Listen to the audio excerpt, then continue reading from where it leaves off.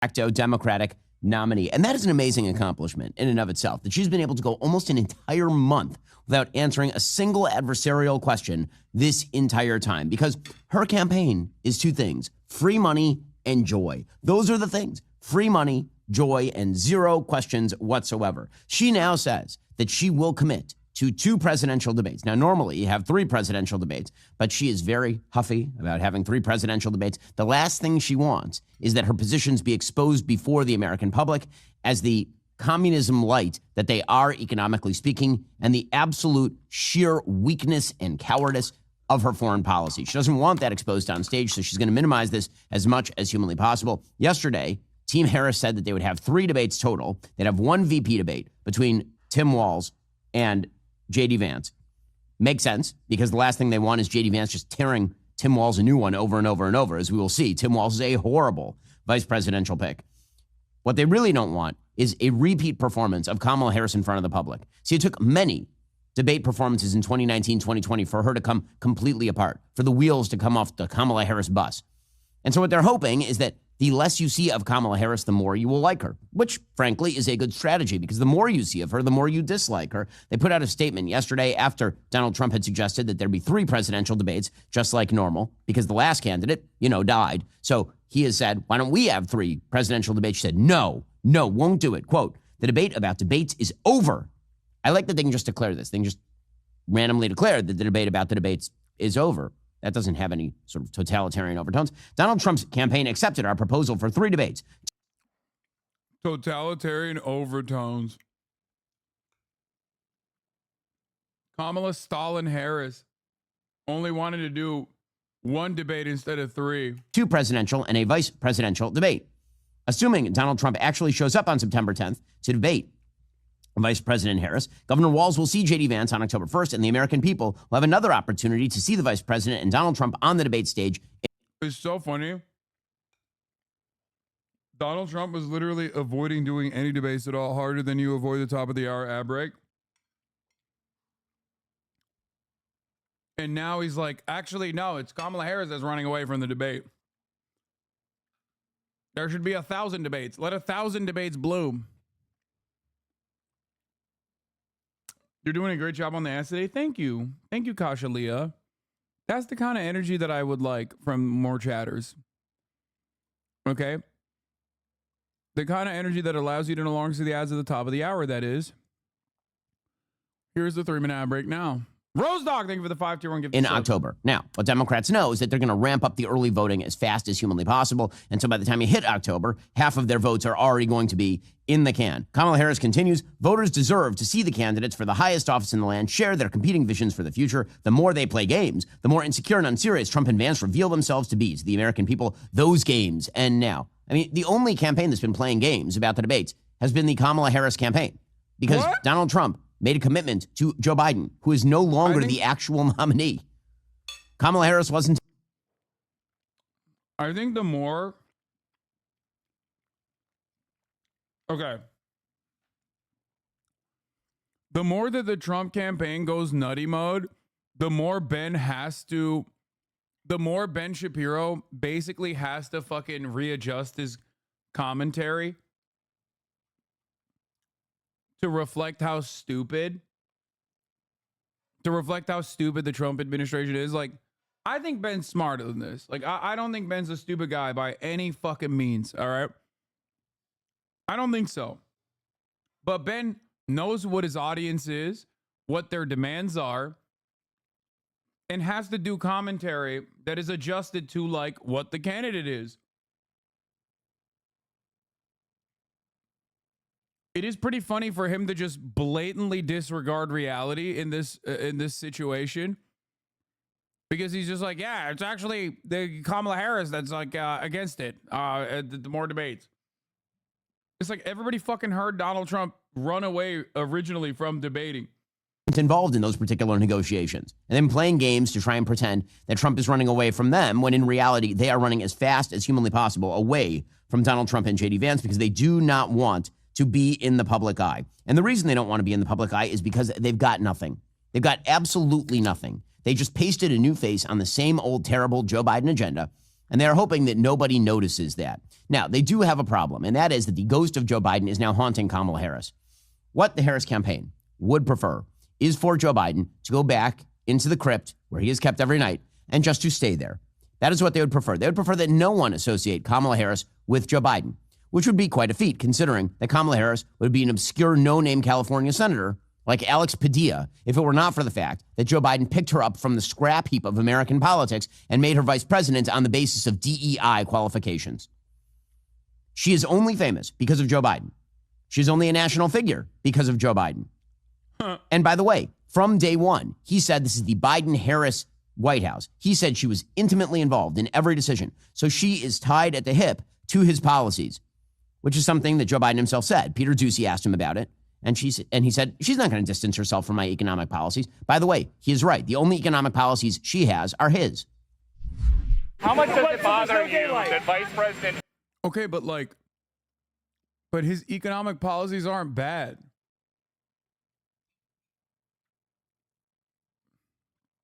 Like, his advocacy for a lot of shit is actually some of the only good things that this Biden administration has done. I can't believe I'm saying this, but this is one of the good things that the Kamala Harris campaign is doing, which is following along with the good parts of Biden's messaging and platform. What the fuck are we talking about?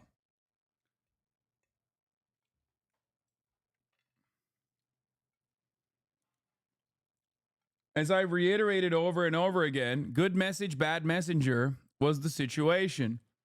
Okay? Good message, bad messenger was the issue with the Biden administration. What are you going to do?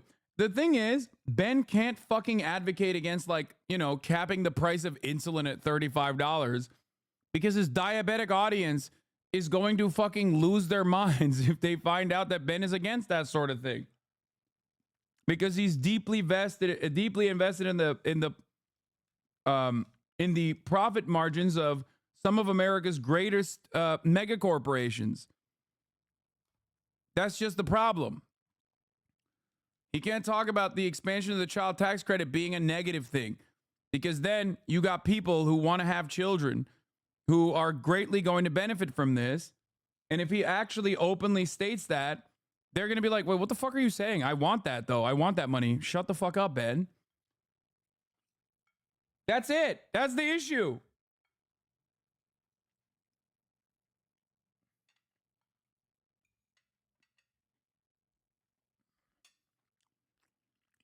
In a world where even the Republican Party is increasingly drumming up populist economic messages,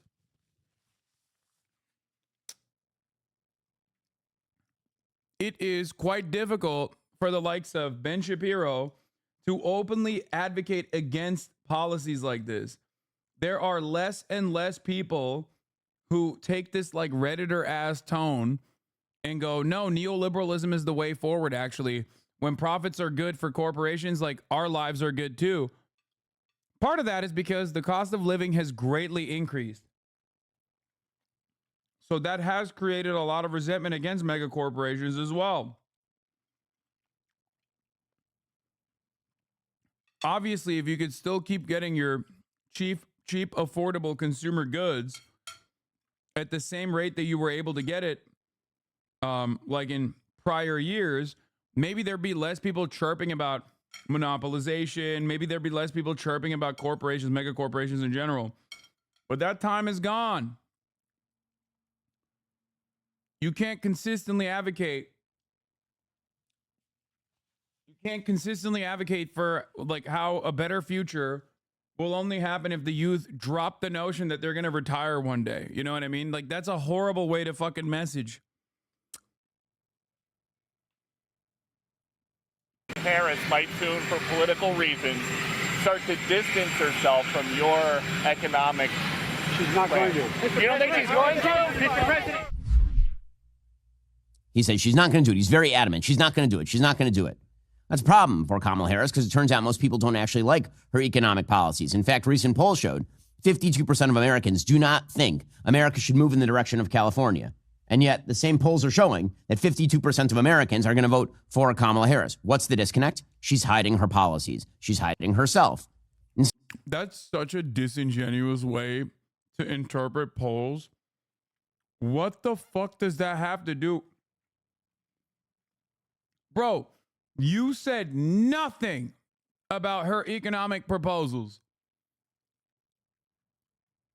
This level of disingenuous framing is so silly, dude. Come on.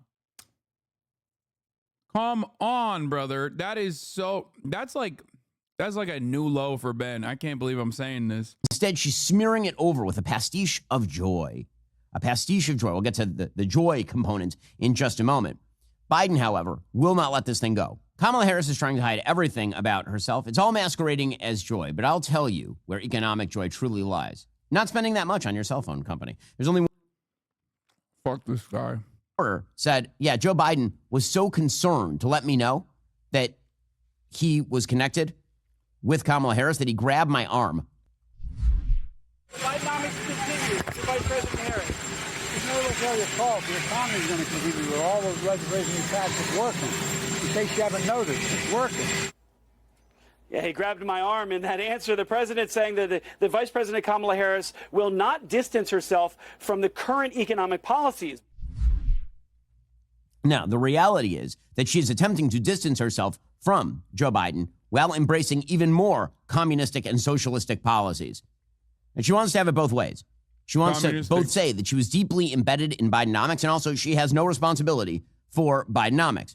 So yesterday, she had to do a very awkward rally with Joe Biden, and it was indeed an awkward rally. And Joe Biden was out there touting Bidenomics, which, of course, is wildly unpopular. But he was saying things that she can't dissociate with because she actually requires the same voters that Biden had in the bag. So here was Joe Biden rallying with Kamala Harris yesterday saying everyone does better with more unions. I mean, if that were true, then there would be more than 7% of the workforce currently unionized in the private. Oh, my God. I hate this monstrous piece of shit. Oh, yeah, I saw this. Aiden Ross will be moving to Germany if Kamala Harris gets elected for president. Every state votes Democrat. Private sector. It is eminently untrue. In fact, everyone does significantly worse with large-scale unions. In the United States, consumers get absolutely screwed. Industries turn into zombie industries subsidized by the federal government. This is the story of the car industry in the 1960s and 70s in the United States. But here is Joe Biden trying to make sure that he's got those union voters in the bag for Kamala Harris.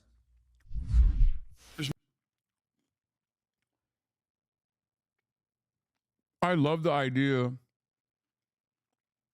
I love this. He's like, yeah, if unions are so good, why 7%? It's like, bro, why 7%? We're in America. Is it because of dipshits that pay your fucking salary have completely gutted labor unions? That's also part of the reason why there's no like mechanism of balance. It's completely out of whack. Corporations can do whatever the fuck they want, dude. There's more we can do for everyone. We can't give up. They told me every major piece of legislation we passed to give us the strongest economy in history and the strongest economy in the world. We got more to do for working people. By the way, everybody does better when there's more unions. That is eminently untrue. As any business person will tell you, that is not true. Sometimes unions are good. The vast majority of the time, unions make demands that act. Oh, any business person will tell you.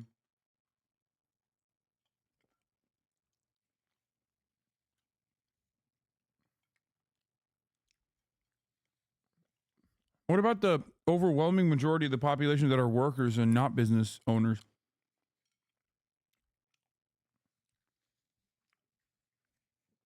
I like that he said, unions are bad. Source, Jeff Bezos. Unions are bad. Source, Bill Gates. He'll tell you how bad unions are. Just understand that that's what he's saying, and that is the truth. Of course, they don't believe that. Unions are good. But try to understand how at odds Ben Shapiro is with like the average working class person when he makes these kinds of arguments. You have no idea how many union employees listen to Ben Shapiro and agree with him? No, I do. I know. Americans, unfortunately, have been fed a steady diet of bullshit their entire fucking lives. They're primed to be reactionary. And the likes of Ben Shapiro can very easily take advantage of that messaging gap, take advantage of that fucking lack of education. Just show them shit like this. And maybe you'll be able to convince them that he's a demon.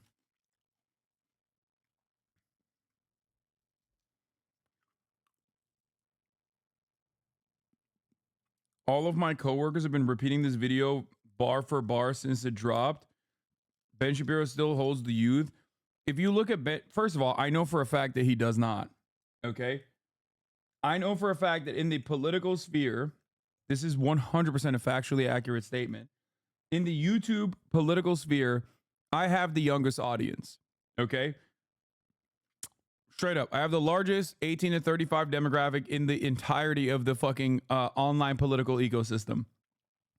So anyone that tells you otherwise is lying to you. If you think that like Ben Shapiro is actually captivating youth with this kind of narrative, with this kind of rhetoric, you're wrong.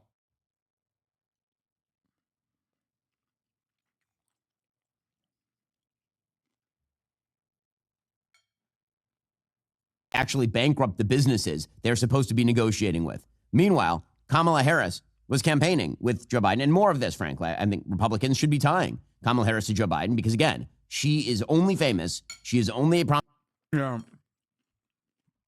I love this idiotic argument that unions actually bankrupt the businesses. So then what? Like unions are actually interested in like destroying the businesses? Who do you think the unions are comprised of, dumbass? It's the fucking workers. Obviously, they're not interested in bankrupting the fucking business that they are a part of because guess what? Then there's no fucking union. There's no wages and there's no labor if there's no business.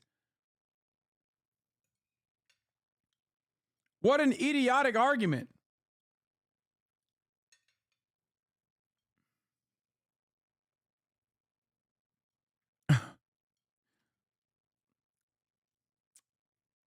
It's so dumb. Prominent political figure. She's only a Democratic nominee because she was put in power by Joe Biden, and she promptly turned around and stabbed him directly in the neck.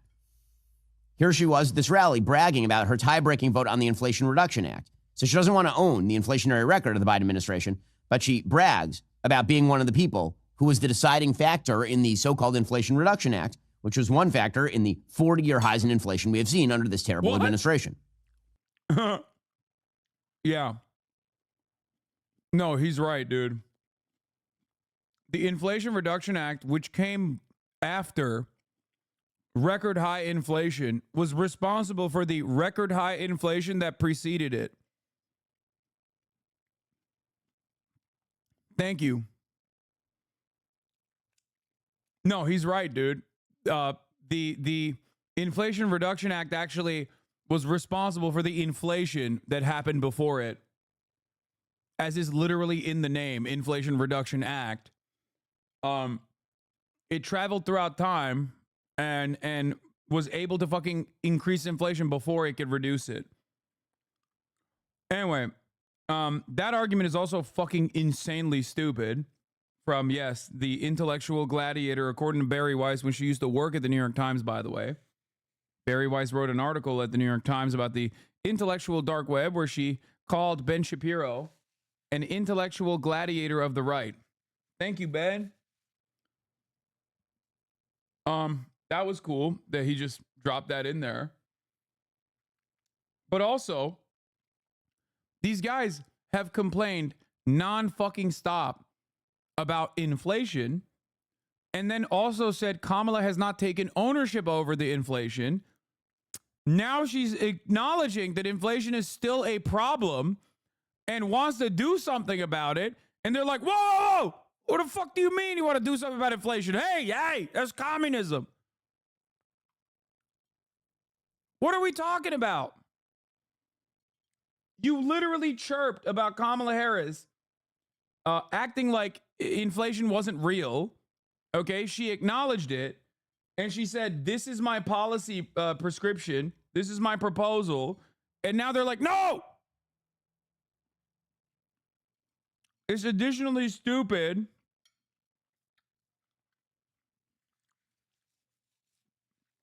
when he keeps saying Kamala Harris has no policies, whereas like Donald Trump literally just keeps talking about inflation and he says we're going to cut prices in half. And he has yet to answer for the how. Like, he has not answered the how. How are you going to cut prices in half?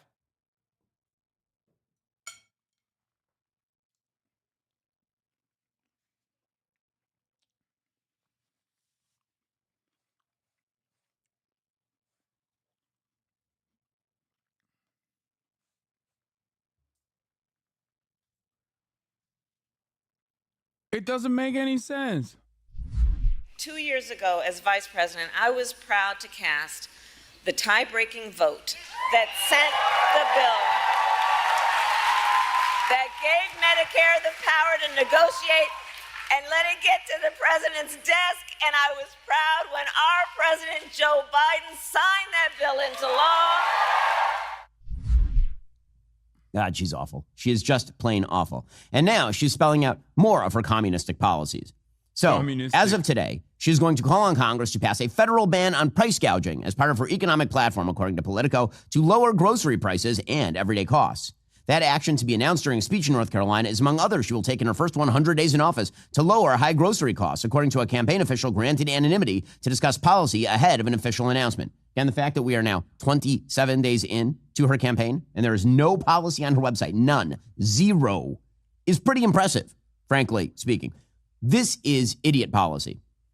Passing federal laws on price gouging on groceries is idiot policy. The reality is that in the grocery industry, profit margins are well under 2%. There's very, very little profit margin in the grocery industry because it's really competitive. There are tons of groceries. There's tons of supply. There is no shortage of food in the United States. And so the idea that it is monopolistic companies price gouging people and that's why the prices have gone up is insane. First of all, price gouging in general is almost always crap because the reality is that prices are determined by supply and demand. I can't gouge you on price unless I'm the only supplier available in a really, really wide radius. No competition is available. And you are willing to buy at the price that I set. That is the only way I can, quote unquote, price gouge you. But there is no actual definition for price gouging because it turns out that according to Democrats, price gouging is just prices they don't like because it makes. Yeah. Hey, by the way, just because a grocery store has a different name and there's like 3 of them in a row in your neighborhood doesn't mean that they're not owned by the same company. Just so you guys understand. That's number one. Number two, grocery stores have increasingly merged with one another, and there's a massive merger in play right now as we speak. The last 2 major grocery stores have been trying to consolidate. Okay? So just understand that Ben is just straight up lying to you when he says there's a tremendous amount of competition in the grocery chain, in the grocery store business. Ben's also lying about the price, the profit margins that he's talking about.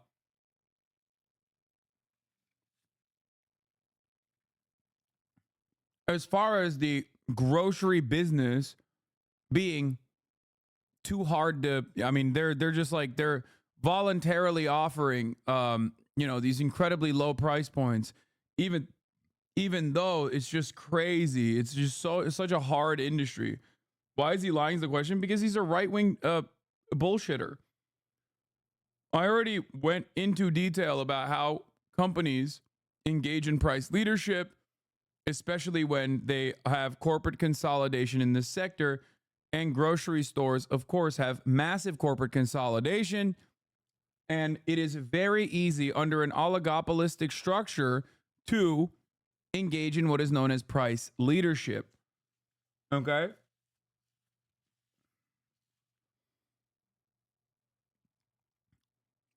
The other side of this issue is that what are you supposed to do? Not eat food? Like, what the fuck do you mean? Like, what are people supposed to do? What's the alternative here? Corporations can fucking bring up the prices. There's no competition, which he's lied about. Okay? What are you going to do? Not eat? Good luck. Makes them look bad politically. If she believes that she is going to bring down prices through price controls, this has been tried. It is Soviet-style policy. It is Cuban-style policy. It is Venezuelan-style policy. Simply declaring that the price of a product shall be X does not guarantee the widespread availability of that product. In fact, what it leads to is a spur in demand and a reduction in supply. That is what price control... Why? Why, Ben? More people can buy food. They're going to eat. Okay. Why is that going to increase? Why is that going to decrease supply? Like, more people are purchasing. Why can't supply keep up with the amount of purchase? It always does. It always has. Why? We have so much surplus, dude. We literally dump a shit ton of food. We do not have a shortage of food. Ben already admitted that. He already acknowledged it. Not only do we already not have a shortage of food, we literally waste a shit ton. That is because we want to maintain the same prices for food. If we didn't dump all the fucking food that we're not consuming, then all of a sudden prices would get lower. And then companies would not want to, yield the same level of crop. What other people are not considering, or what Ben is not considering in this situation, is that there's subsidies all the way anyway. These companies are already completely subsidized by the fucking government. So we have subsidies that taxpayers are paying for to make the production of this food as cheap as possible. Then beyond those subsidies, we're also paying in subsidies in the form of like welfare to companies like Walmart and whatnot that take advantage of the social safety nets that kind of exist. They're not great by offering the lowest amount of fucking wages they physically can get away with. Then also, food stamps, EBT, obviously SNAP benefits that those very same workers utilize at the fucking store, mind you, double dipping into the fucking profits. And this dipshit is over here acting like there's nothing we can do. If these guys say, oh, sorry, we can't keep supplying you because price points are too low, prices are too low for us, we just can't keep supplying the same level of food, then you institute the Defense Production Act, and if they don't change their attitude, then you take it over, seize it. Controls do. Price controls mean more people want the thing because now it's cheaper, and fewer people are willing to produce the thing because now there is no profit in producing the thing. Very often, there's actual loss in producing the thing, and people do not produce things at a loss. This is why price controls lead to bread lines. And I know Bernie Sanders thinks bread lines are great. Bread lines are wonderful because that means you're just in a line for bread. What could be what bread line? Sounds great. But it's actual terrible policy. Every economist understands, right, left, center, unless you're like a full-scale Marxist, that price controls are some of the worst policy you could possibly implement, and obviously she's pushing it because she is of the opinion that Americans are too stupid to understand what price controls are. Now, Kamala Harris isn't stupid enough to believe in price controls, or maybe she is. One way she's about a dress. Harris is, and you can't lower. Dude, the funniest part about it is that he relies on how stupid his audience is to advocate for something that only benefits corporations, not even do a good enough job in his advocacy, because he knows his audience is so fucking dumb and they trust him that they won't realize that this is purely against the interests of his own audience, of the citizens, okay? He's putting profit over people and not even doing a good enough job with like the messaging, knowing full well that these guys will just like eat out of his fucking hand no matter what. Something called the Kellogg-Briand Pact of 1928. In 1928, it's also called the Paris Accords at the time. In 1928, a bunch of countries in Europe got together, including Germany and the UK and France. They all got together and they outlawed war in 1928. And you know how it worked out? Not amazing if you know your history, because it turns out that the 1930s followed, and that included World War II, the bloodiest war in human history. It turns out you can't outlaw war simply by passing a diplomatic piece of paper saying we outlaw war. And you can't lower prices simply by saying that you wish prices to be lower and then setting price controls. In fact, you usually end up with precisely the reverse of what it is you are seeking. And Kamala Harris is not that stupid. She knows that. But according to Politico, of course, it's a political move, right? Elevated everyday costs have plagued the Biden-Harris administration since Americans' grocery bills spiked during the pandemic. Even with some promising recent polling, most major voter surveys show President Biden and Harris well behind former President Donald Trump on the economy. Harris has tried to level set with voters about the pain of high food costs in recent campaign speeches, something progressive and battleground district Democrats on Capitol Hill have said they wish Biden would have addressed. Is Ben going to mention Trump's policies on how he's going to magically cut the price of groceries in half, as he has claimed he will do once he's president?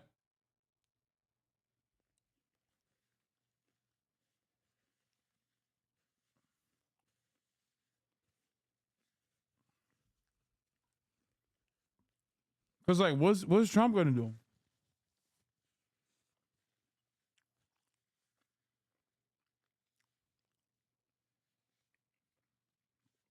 Like, he thinks drill, baby, drill is somehow going to magically translate to cheaper barrels of oil for Americans when America is fucking exporting that oil anyway and has at times outright refused to make up for the supply shortage when OPEC Plus decided to limit the supply of oil and greatly drove up prices in the aftermath of Russia's invasion of Ukraine, openly stating that like their only responsibility is their fiduciary responsibility to their shareholders, and that no, they would not actually supply additional barrels of oil for the United States of America, for the American population, because they don't give a fuck. So Trump, doing the drill baby drill attitude, is not going to magically lower oil prices when the American oil giants are not even remotely interested in lowering oil prices. As a matter of fact, they take advantage of OPEC Plus increasing oil prices by limiting supply.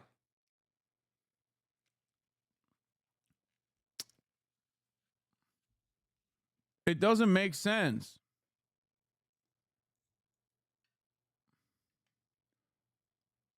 I mean, Biden has offered an incredible amount of new land leases in general, in terms of like opening up new wells or opening up new areas that you can engage in drilling.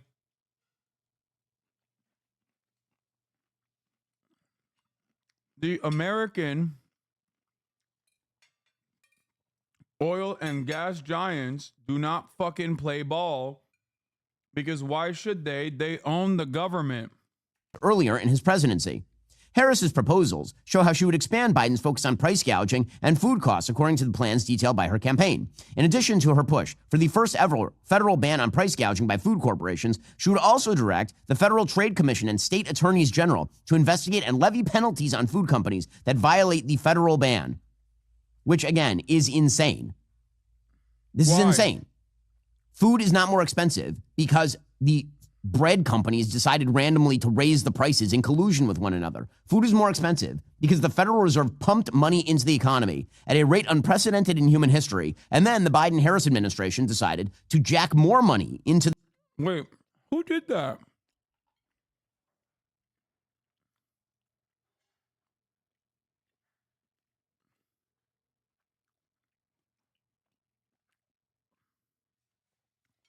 even on that front. So Biden jacked it. Who did it first?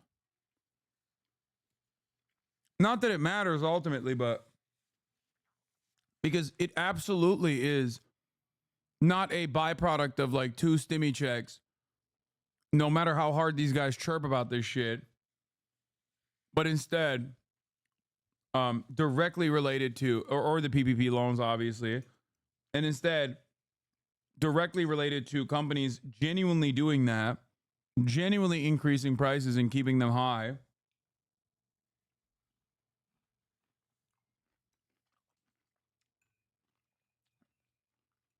Even in his own argument, he's shitting on Donald Trump. He won't say it outright.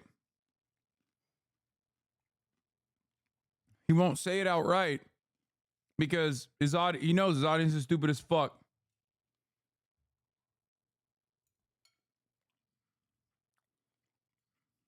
In capitalism, we give to a certain group of people, by the way, a small minority, the power to determine prices. The prices to be charged for a shirt, for a bag of potato chips, for a software program, for whatever it is. The price is set by the owner or the board of directors, if it's a corporation, of capitalist enterprises. A free enterprise system means that the employer is free to set the prices that he or she wants. And what do they do with that freedom? Well, you know the answer, even if you've never gone to business school. You know that the employer, the producer, the owner, the entrepreneur, the capitalist sets the price that will get for him or her the greatest profit. That's what they're in business to get, and that's how they decide what to do with prices. Of course, they have to be careful. They can't just raise the price astronomically because obviously in our system, the higher the price, the fewer the people who can afford to buy it. And you'd be shooting yourself in the foot if you raised the price so far that there were only very few people left to pay, and then you'd lose in foregone sales. I love the person being like, what about the invisible hand? When he's like quite literally describing that process of like what negative consequences can occur in terms of like normal market conditions when you set the price point too high. Like he's literally describing it. He's not talking about like everyone being motivated by self-interest. And then that's the reason why there's like not a barter system, but instead of wage structure, blah, blah, blah. But like ultimately he's talking about how, yes, unless there is like pure inelastic demand, barring the pure inelastic demand, when there are at least some level of when there's at least some level of competition in the marketplace, there are going to be certain factors in play that cause the people that make the prices to not go as high as they want to. Matt Dakar, thank you for the 50 community gift of subs. What you had hoped to gain by raising the price. So what every capitalist understands is you push that price as high as you can, just to that point where pushing it any higher would be bad for profits because of the number of people who couldn't buy it anymore, and that's when you stop. But notice in my story that the capitalist is setting the price based on one thing he or she is focused on: profits. It is not in our capitalist system the obligation or the responsibility of the employer to worry about the consequences of whatever prices he sets or she sets. And that's where they become like King George III, who set all kinds of prices. For example, the famous tax on tea that led those colonists in Boston to have that first Boston Tea Party, throwing the tea into the harbor in protest because what the king was doing by taxing the tea was good for the king, but was awful for the city of Boston's merchants and the people dependent on them. Well, when capitalists raise their prices, they are not responsible any more than George III was for what happened, for the suffering that I'm going to show you, for the social consequences I'm going to sketch for you when prices go up.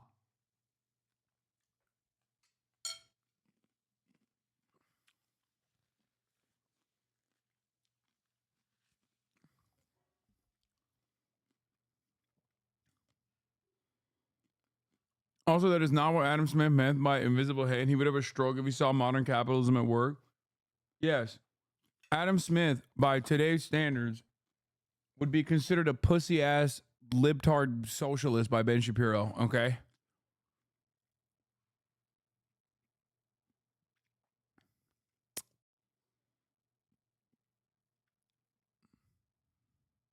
No, don't ever ask what Adam Smith had to say about landlords. Yeah, U.S. oil production hit record high last year. U.S. stopped drilling is a lie. Okay? To the system. They thought it was good. Ezra Klein famously wrote a piece a couple of years ago lamenting the fact that inflation had resulted because it said, modern monetary theory, the idea that you can just pump money into the economy, was really good for people at the lower end of the spectrum. It was eviscerating income inequality because you were just helicoptering money on people. And then, unfortunately, it resulted in inflation. Of course, it resulted in inflation. When you helicopter money on people, it doesn't make things worth more inherently. It just means the price of everything goes up. If I give everybody in the United States 10 extra dollars, no one is any richer. It just means the prices go up by $10. That's all that happens. Because supply and demand. Ooh. Wait.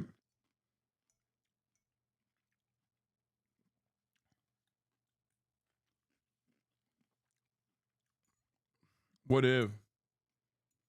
And I mean, what if corporations wanted to take advantage of that without any sort of additional, market forces do not operate by magic. At a certain point, there is literally a person that is responsible for increasing prices. He makes it seem like it's gravity. We already dump a shit ton of food, man. What the fuck are we talking about?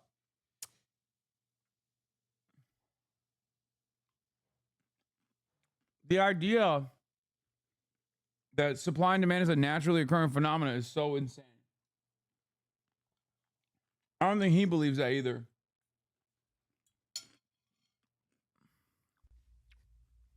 These people. It's just, it's amazing to believe that we are led by such dullards, but they're not dull. They know exactly what they're doing. And in fact, in the middle of an inflationary spiral, she has another proposal. This one is on housing. Guess what it is? Wait for it. It's free money. I know you weren't expecting it. Free money from Democrats in the middle of a $30 trillion national debt? No, they would never do such a thing. Our national... Oh my God, national debt. Oh, that's great. Dude, watch. Republicans going back to fucking deficit hawking when the toothpaste is completely out of the fucking tube at this point. Great stuff. Please campaign on that, man. No, for sure. Campaign on that. Hey, how about we no longer give free money to Israel? Where's your fucking deficit hawking there, Ben? I ain't never seen you fucking chirp about unlimited billions of dollars going to Israel, Ben. Huh? Deficit hawking only comes into play when you're talking about offering regular American working class individuals some fucking financial help. Immediately, whoa! Calm down. We can't do that. There's a hazard there. There's a moral hazard. Unlimited funds to Israel, though, please. Debt currently runs according to Truth in Accounting. He doesn't give a fuck about debt, bro. He loved the Trump tax cuts. He loved the Trump tax cuts. Don't give me this shit about deficit hawking. Shut the fuck up. Same with inflation, like Trump tax cuts. What do you think that did? Some $35 trillion. The actual truth, in terms of unfunded liabilities like Social Security, Medicare, Medicaid, is more like $156 trillion. So things are going amazing here in this United States. And Kamala Harris and company, they are ready to dump more money into the system. According to Jeff Stein, the White House economics reporter for the Washington Post, Kamala Harris is now proposing $25,000 in federal assistance for first-time home buyers going to 1.4 million people. Quote, many Americans work hard at their jobs, save and pay their rent on time month after month, but they can't save enough after paying their rent and other bills to save for a down payment, denying them a shot at owning a home and building wealth. As the Harris-Walz plan starts to expand the supply of entry-level homes, they will, during their first term, provide working families who have paid their rent on time for 2 years and are buying their first home up to $25,000 in down payment assistance, with more generous support for first-generation homeowners. The Biden-Harris administration initially proposed providing $25,000 in down payment assistance only for 400,000 first-generation home buyers, or home buyers whose parents don't own a home, and a $10,000 tax credit for first-time home buyers. Vice President Harris's plan will simplify and significantly expand that plan by providing up to $25,000 for all eligible first-time home buyers, while still calling for a significant addition for first-generation homeowners. It will expand the reach of down payment assistance, allowing over 4 million first-time buyers over 4 years to get significant down payment assistance on average of $25,000 to get the funds they need to buy a first home. So what is that? That is helicoptering $25,000 of cash to people who want to buy a first home. Now, I have no idea what the provisions on creditworthiness are here, because it turns out they're going to flush a bunch of that money down the toilet if you are simply giving people money who cannot afford to actually pay for the mortgage. The down payment is only part of what you're paying when you pay for a house. There's upkeep, there's mortgage. Turns out owning a home, kind of expensive, which is why a lot. Oh my God.